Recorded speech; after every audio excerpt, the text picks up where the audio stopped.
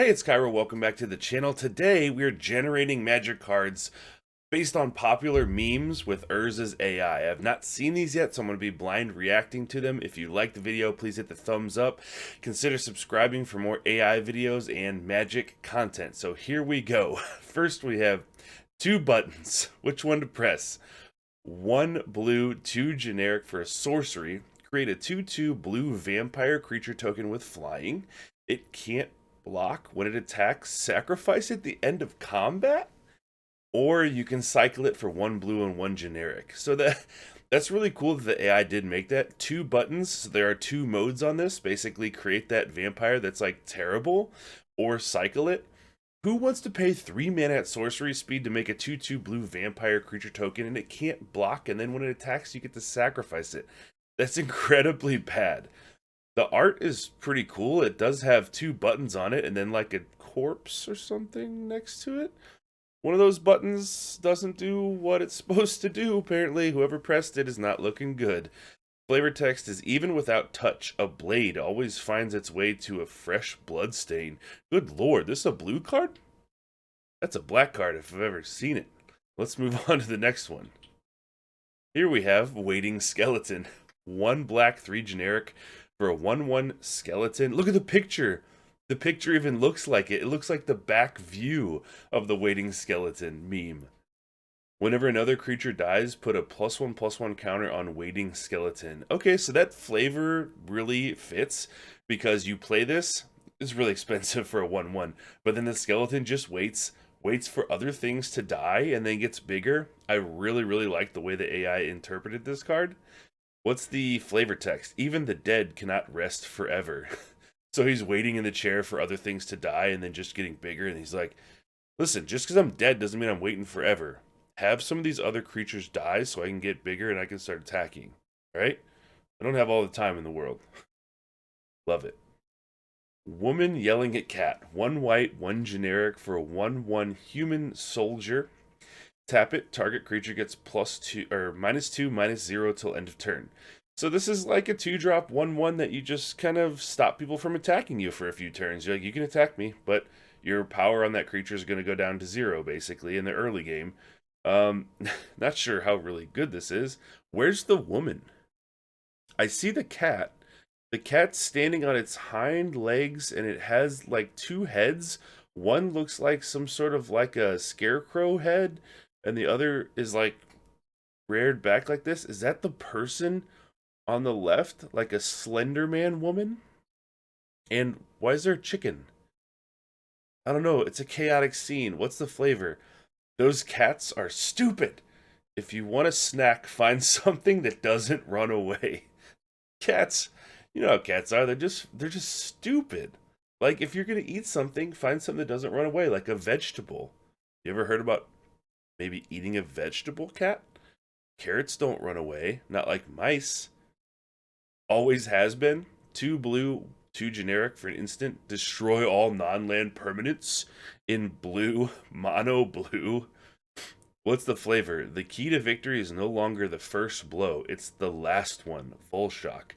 This is an insane card. For mono blue, a board wipe at instant speed that destroys all non-land permanents, not just creatures. There's no need to play white anymore.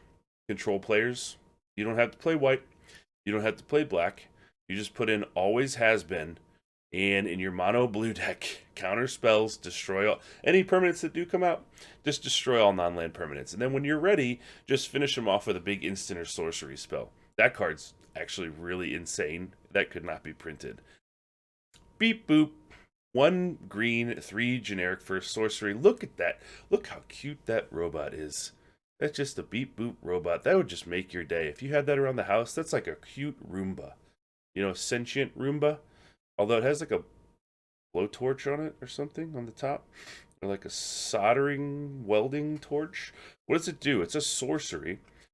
Choose target artifact, creature, or land. Reveal cards from the top of your library until you reveal an artifact card. Put that card onto the battlefield and the rest on the bottom of your library in a random order. So this is to be played in some deck that has like a really huge artifact.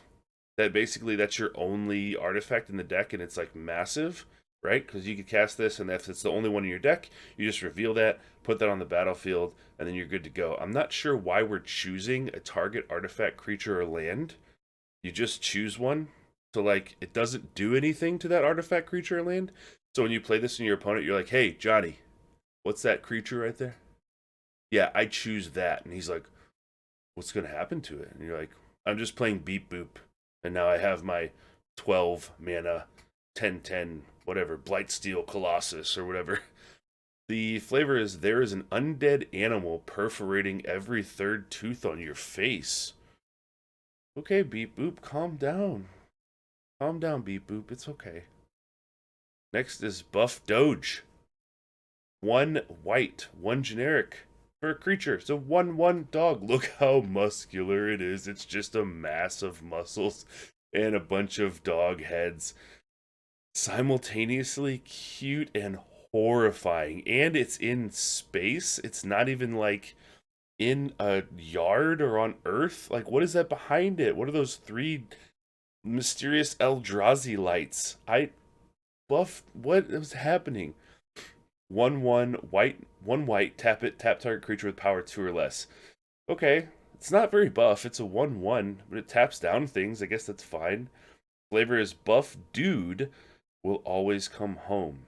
Oh, that's so sweet. It's a Buff Doge, and he's in the cosmos, and he's beckoning some crazy Cthulhu type Eldrazi monster from the clouds, and he's like, I wonder what time Buff Dude will get home. Maybe we'll get pizza. That's nice. Change my mind. 1 blue, instant. Return target permanent to its owner's hand. Draw a card for each card in your graveyard. Oh, the blue cards are busted tonight. 1 blue mana to bounce any permanent, yours or theirs, planeswalker, artifact, creature, whatever, land.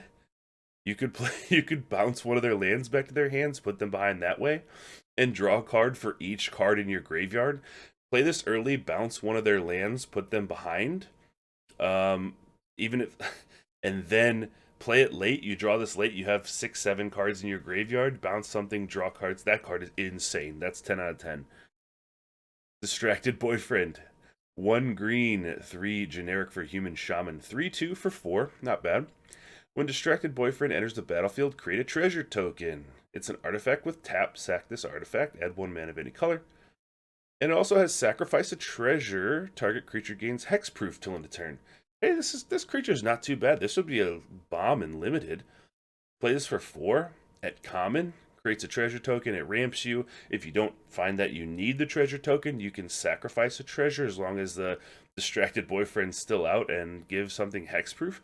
That's a pretty decent card. I like that. I have a question. I just looked at the art. The Distracted Boyfriend is utterly terrifying. This is something like out of a nightmare. Over on the right, I'm going to assume that's him, and he's somehow spectrally casting his face into our view on the left. That seems like the same face. And then there's this person that's like trying to walk by the Distracted Boyfriend. He's like, God, please just don't let him talk to me. Please don't let him talk to me. Keep him distracted. Keep him distracted. His mouth is huge and his teeth he has 75 teeth and they're all flat. Why would you need 75 teeth if you're a flat plant eater? I don't know. Let's move on. Let's move away. Draw 25 cards. Uno. 1 black, 3 generic for sorcery. Draw all cards. Then reveal the top card of your library. You may put that card on the bottom of your library.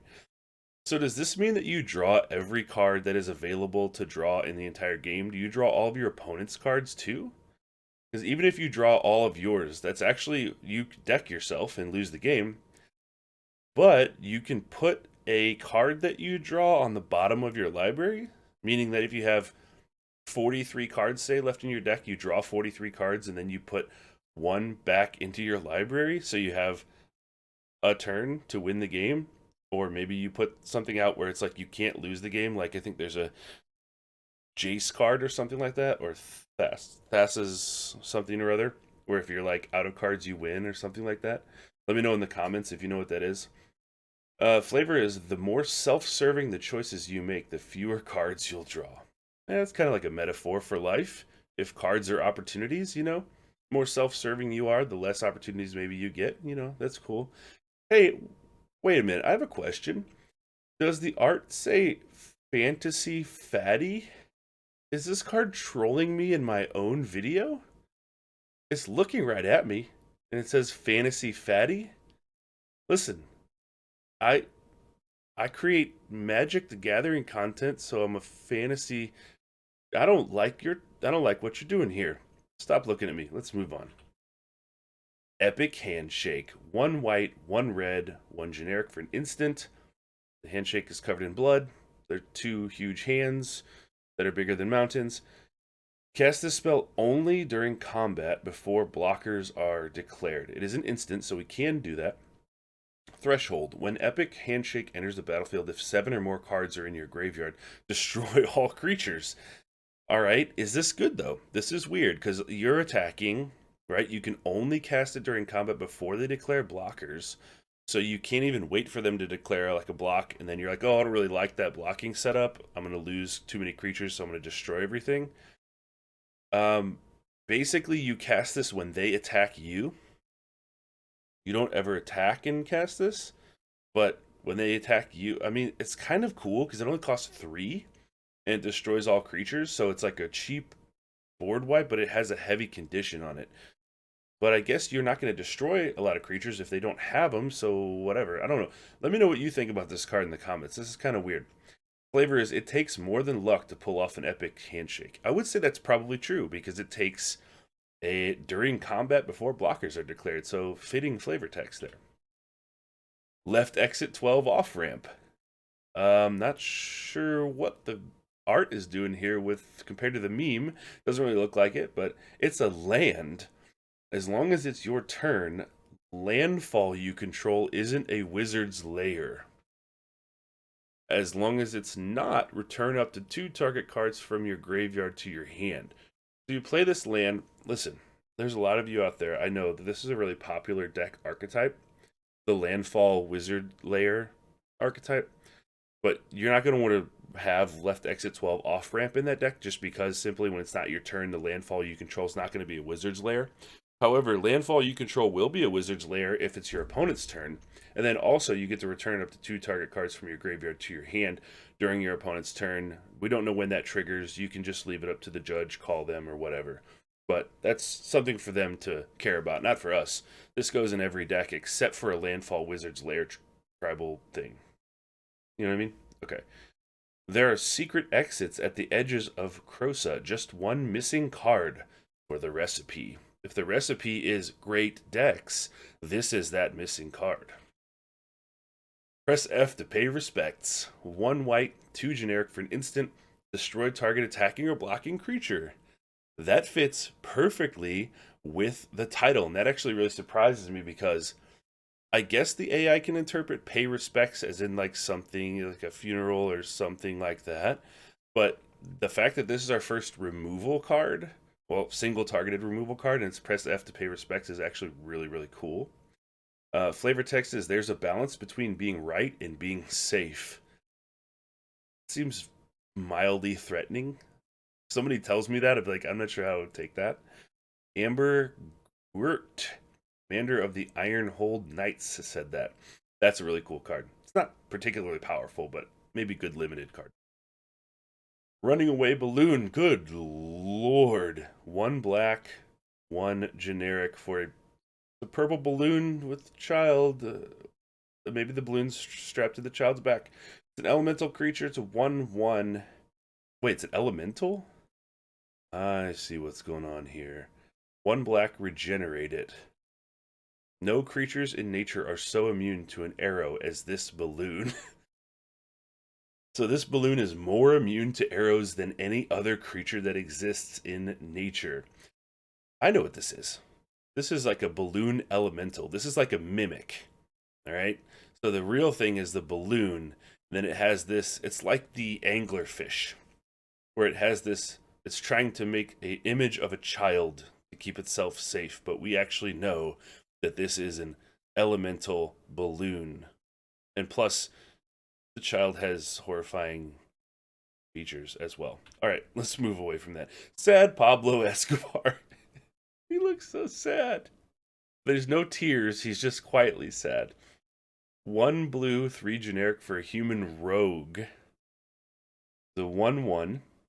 When sad Pablo Escobar enters the battlefield, put a +1/+1 counter on target creature. He's just sad because he costs 4 and he's a 1/1, and he's like, that's fine. Pablo Escobar in this version is very helpful to other creatures. Flavor is as all hope was lost, a scrawny, toothless street urchin showed up to and gave the gang their first hope of escape. This seems like a plot for It's Always Sunny in Philadelphia when they're talking about the gang and everything. Oh, maybe it's if you've seen that show Rickety Cricket, it's the scrawny, toothless street urchin. Troll face, 1 blue, 2 generic for an instant. Wow, look at that. That's something. That's like dark Pixar. As an additional cost to cast this spell, return a red or green creature you control to its owner's hand. Troll face. It has the ability Troll face. When this enters the battlefield, sacrifice it unless you exile another creature card from your hand. But it's an instant, so it doesn't enter the battlefield. When you do, target player loses 1 life. So basically, functionally, Troll face is an instant. You bounce one of your creatures back, they lose a life. Flavor text is just simply, he never stops poking. That's horrifying. You walk up to your friend, you're like, how's it going? How you doing? It's Wednesday, halfway through the work week. And he's like, how are you doing? The friend goes, never stops poking. And you're like, okay, bye-bye. 2 buttons. All right, we're back to the front. All right, so I hope you enjoyed the video. There's some really funny ones in here. There are more AI videos on the channel. There are plenty more. If you like the video, please hit that thumbs up, consider subscribing, and I will see you next time.